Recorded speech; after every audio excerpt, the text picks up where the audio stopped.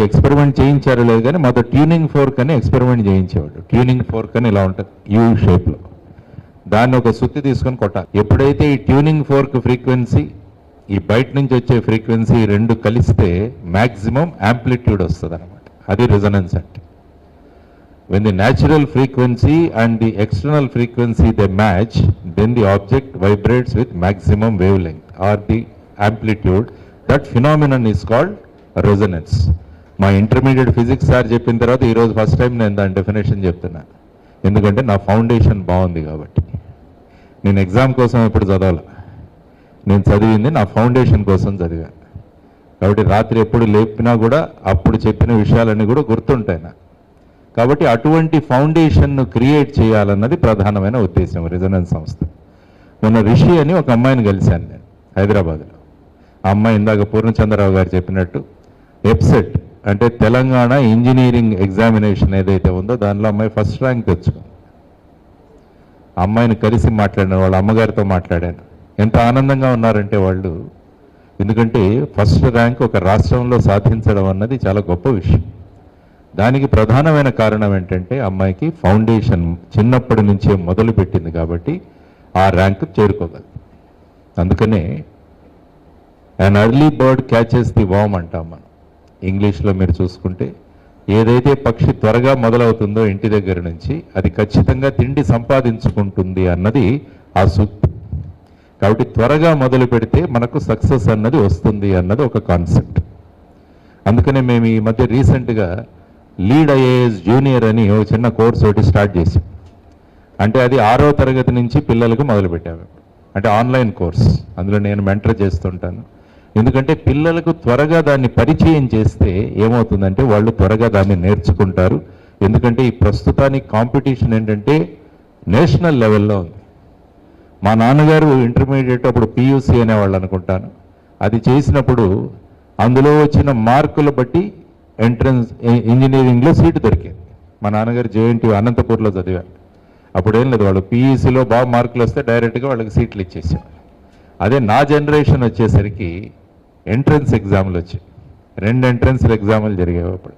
ఒకటి IIT exam, రెండవది వచ్చేసి ఎంసెట్ అనేవాళ్ళు అప్పుడు, అంటే ఇంజనీరింగ్ కాలేజెస్కి ఎగ్జామ్.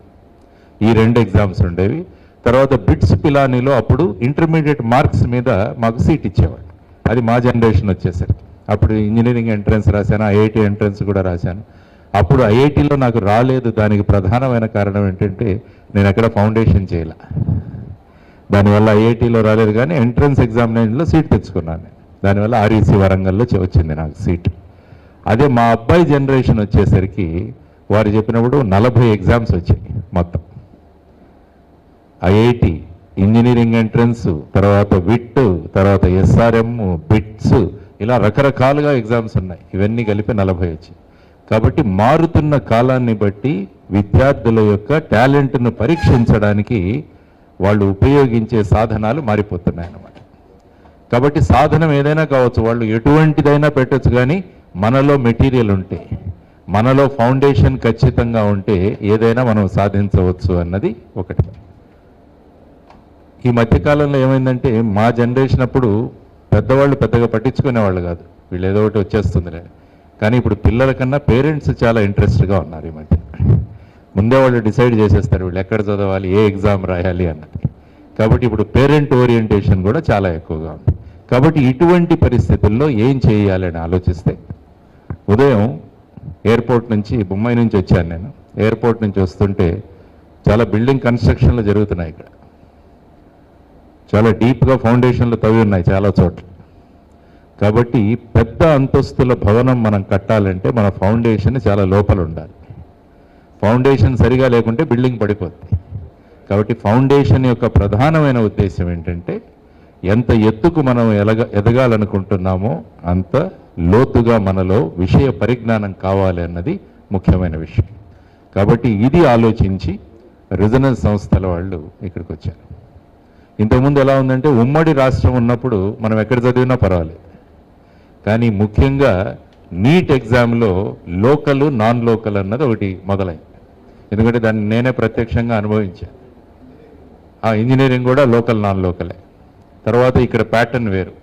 సపోజ్ ఇక్కడ ఎంట్రన్స్ ఎగ్జామ్ తీసుకుంటే అందులో 25% ఇంటర్మీడియట్ మార్క్స్, ఎంట్రన్స్లో పర్ఫార్మెన్స్ 75%. అదే తెలంగాణలో తీసుకుంటే ఐ థింక్ కంప్లీట్గా ఎగ్జామే. కాబట్టి రకరకాల క్రైటీరియా మీద సెలెక్షన్ జరుగుతుంది. లోకల్ నాన్ లోకల్ అయింది. మా అమ్మాయి కేసులో చెప్తాను నేను.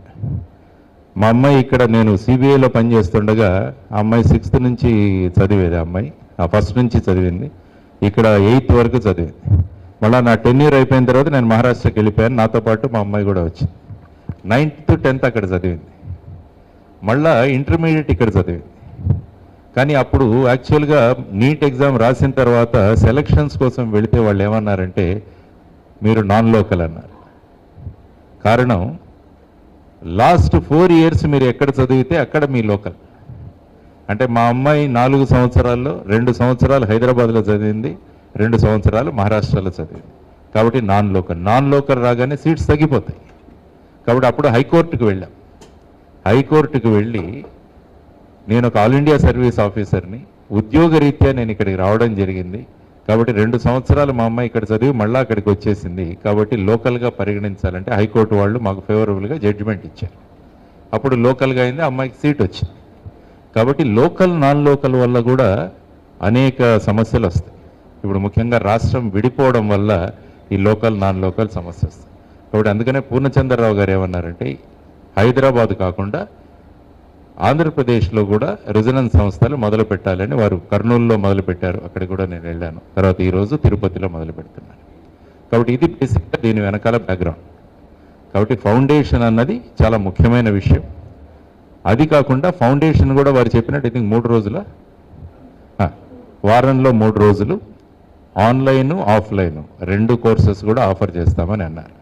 ఎందుకంటే ఈ జనరేషన్ పిల్లలు చాలా షార్ప్గా ఉంటారు. యాక్చువల్గా మీరు చూస్తే పిల్లల్లో వాళ్ళ వయస్సు కన్నా కూడా వాళ్ళు నేర్చుకునే కెపాసిటీ చాలా పెరిగిపోయింది ఈ మధ్యలో. కాబట్టి ఆ టైంను కనుక వాళ్ళు సక్రమంగా వినియోగించుకుంటే ఏమవుతుందంటే వాళ్ళు ముందుకు వెళ్ళడానికి మంచి అవకాశాలు ఉంటాయన్నది నేర్చుకోవాలి. కానీ అవకాశం ఇవ్వాలి. అదే చెప్పాను, వాళ్ళలో ఉన్న ఫ్రీక్వెన్సీ ఉంది, బయట నుంచి వచ్చే ఫ్రీక్వెన్సీ ఎప్పుడైతే బ్రహ్మాండంగా ఈ 2 మ్యాచ్ అవుతాయో అప్పుడు వాళ్ళ పర్ఫార్మెన్స్ బ్రహ్మాండంగా ఉంటుంది. అదే రెజొనెన్స్. కాబట్టి మీ పిల్లల్లో ఉన్న శక్తికి బయట నుంచి అదే ఫ్రీక్వెన్సీలో ఉన్న ఒక శక్తి జోడిస్తే అప్పుడు పిల్లల యొక్క అచీవ్మెంట్ బ్రహ్మాండంగా జరుగుతుంది అన్నదే మన బేసిక్ రెజొనెన్స్ కాన్సెప్ట్. కాబట్టి ఆ విధంగా ఈరోజు చేయడం జరిగింది. ఇప్పుడు చూస్తే నీట్ ఎగ్జామినేషన్ పేపర్ లీక్ అయింది, పిల్లలంతా టెన్షన్లో ఉన్నారు. ఆ తర్వాత ఐఐటి అడ్వాన్స్ ఐ థింక్ నిన్నే కీ కూడా రిలీజ్ అయింది అనుకుంటాను, అవి కూడా రిజల్ట్స్ వస్తాయి. కాబట్టి వారు చెప్పినట్టు 10th క్లాస్ వరకు మార్కుల మీద చాలా ప్రభావం ఉంటుంది. ఎందుకంటే నేను చాలా ఫంక్షన్స్కి వెళ్తుంటాను. 10th అయిపోగానే చాలా ఫంక్షన్స్ టాప్ ర్యాంకర్స్ అందరికీ కూడా అవార్డ్స్ ఇస్తారు. అదే ఇంటర్మీడియట్ అయిన తర్వాత ఇంటర్మీడియట్లో టాప్ ర్యాంకర్స్కి పెద్ద తక్కువగా వాళ్ళకి ఈ సన్మానాలు ఉంటాయి. కానీ ఎంట్రన్స్ ఎగ్జామ్లో బాగా చేసిన వాళ్ళ సత్కారాలు ఎక్కువ పెరుగుతాయి. అది ఇంటర్మీడియట్కి 10th డిఫరెన్స్. కాబట్టి వారు చెప్పినట్టు ఇంటర్మీడియట్ తర్వాత ముందుకు వెళ్ళాలంటే ఏదో ఒక కాంపిటేటివ్ ఎగ్జామ్ రాయాల్సిందే. ఐఐటీల్లో రాయాలంటే ఐఐటి జేఈఈ, ఆ తర్వాత IIT advanced, main and advance. అదే మెడిసిన్లో రావాలంటే నీట్ ఎగ్జామ్ రావాలి. తర్వాత మంచి సెంట్రల్ యూనివర్సిటీస్లో మీకు సీట్ రావాలంటే సియుఈటి ఎగ్జామ్ అని ఉంటుంది, సెంట్రల్ యూనివర్సిటీ ఎంట్రన్స్ టెస్ట్. అది కూడా పోస్ట్పోన్ అయింది బక్రీద్ వల్ల. యాక్చువల్గా రేపు పెట్టున్నారు ఎగ్జామ్, కానీ రేపు బక్రీద్ అవ్వడం వల్ల అది కూడా పోస్ట్పోన్ అయింది. అదే మీరు ఆర్మీ, నేవీ, ఎయిర్ ఫోర్స్లోకి రావాలంటే బాగా ఉన్నాడు మనిషి, 6 అడుగులు ఉన్నాడు, మంచి ఎక్సర్సైజులు చేశాడు, ఇవ్వరు. ఎన్డీఏ ఎగ్జామ్ రాస్తేనే వాళ్ళకి సీట్ వస్తుంది. కాబట్టి ప్రతి చోట కూడా ఎగ్జామ్ అన్నది ఒకటి ఉంటుంది, ఎంట్రన్స్ ఎగ్జామ్. అది కూడా మల్టిపుల్ చాయిస్ క్వశ్చన్స్, అవన్నీ ఎస్ఏ టైప్ క్వశ్చన్స్ కాదు. ఎస్ఏ టైప్ పేపర్ రాయడము, మల్టిపుల్ చాయిస్ రాయడము, ఈ రెండిట్లో చాలా డిఫరెన్స్ ఉంటుంది. ఎందుకంటే ఆ టైం